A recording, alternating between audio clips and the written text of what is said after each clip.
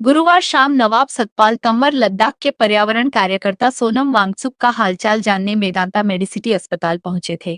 आरोप है कि अस्पताल के मुख्य गेट पर भारी पुलिस बल ने उन्हें अंदर जाने से रोक दिया।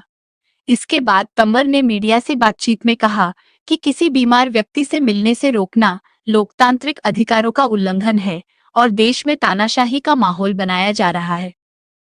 तंवर ने कहा कि उनकी पार्टी और भीमसेना ने 27 जुलाई को भारत बंद का आह्वान किया है, जिसे छात्रों, किसानों और मजदूरों का समर्थन मिल रहा है। उन्होंने दावा किया कि दिल्ली विश्वविद्यालय, जेएनयू, जामिया मिलिया इस्लामिया, इग्नू और भारत निर्माण विद्यार्थी परिषद के छात्र भी संसद मार्च की घोषणा कर चुके हैं। उन्होंने प्रधानमंत्री नरेंद्र मोदी को चुनौती देते हुए कहा कि यदि उनका 56 इंच का सीना है तो 27 जुलाई को जनता के बीच आकर उसका सामना करें। साथ ही उन्होंने आरोप लगाया कि छात्रों पर हुई कार्रवाई को दबाया नहीं जा सकता।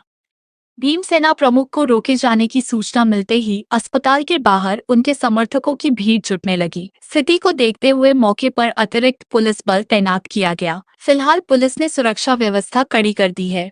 हमसे से मिलने आए थे, अंदर नहीं जाने दिया, क्या कहेंगे? हाँ, देखिए मुझे उन्होंने रिक्वेस्ट करके और थोड़ा सख्ती से भी रोक दिया।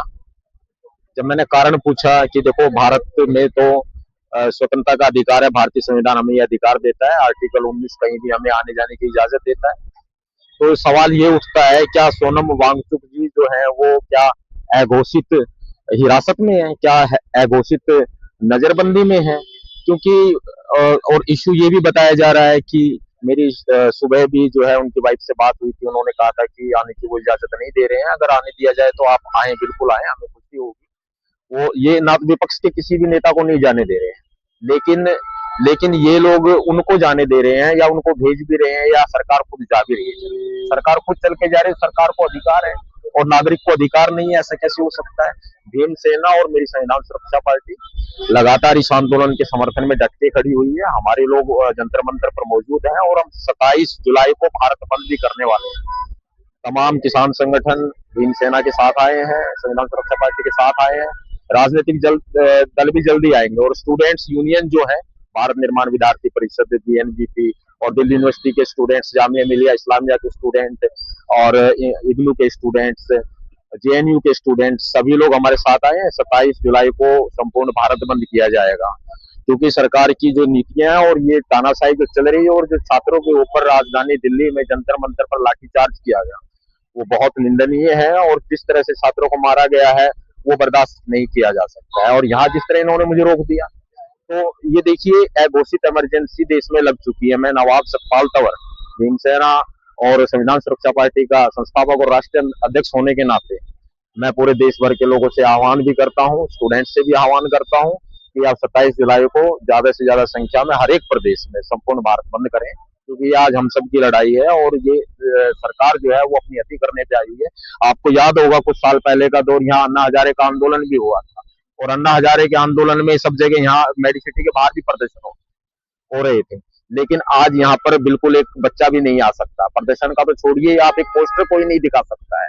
तो ये बहुत बड़ी बात है कि बीजेपी जिस कारण सत्ता में आई, जिस अन्ना हजारे के कारण सत्ता में आई, आज उसी तरह का कोई भी प्रोटेस्ट हो रहा है तो उस प्रोटेस्ट को दमन करने के लिए, उसको कुचलने के लिए लोग लगे हुए हैं। सामने ये भी आया है कि लड़कियों को कपड़े फाड़े गए हैं प्रोटेस्ट में और उनको मारपीट भी की गई है। हाँ, लेकिन जो ये सरकार है बेटी बचाओ बेटी पढ़ाओ का नारा लगाती है, तो क्या कहना चाहिए? ये बेटी बचाओ बेटी पढ़ाओ नहीं, बेटी कुटवाओं का नारा सही सार्थक साबित होता है, क्योंकि जिस तरह महिलाओं के साथ अभद्र व्यवहार किया गया, उनके प्राइवेट पार्ट्स के ऊपर डंडे बरसाए गए और उनको कुचला गया, मतलब प्राइवेट पार्ट्स की तरफ से कुचला गया, तो ये बहुत ही निंदनीय है। और ये क्या ऊपर से कोई इशारा आया था क्या, इस वजह से हुआ? अब आप ये देखिए 27 जुलाई को भारत बंद है, इन्होंने सेंट्रल आर्म्ड फोर्सेस 3000 की संख्या में बुला लिए। हमने आप में से न्यूज चैनल की न्यूज देखी थी, तो ये इतना डरे हुए हैं।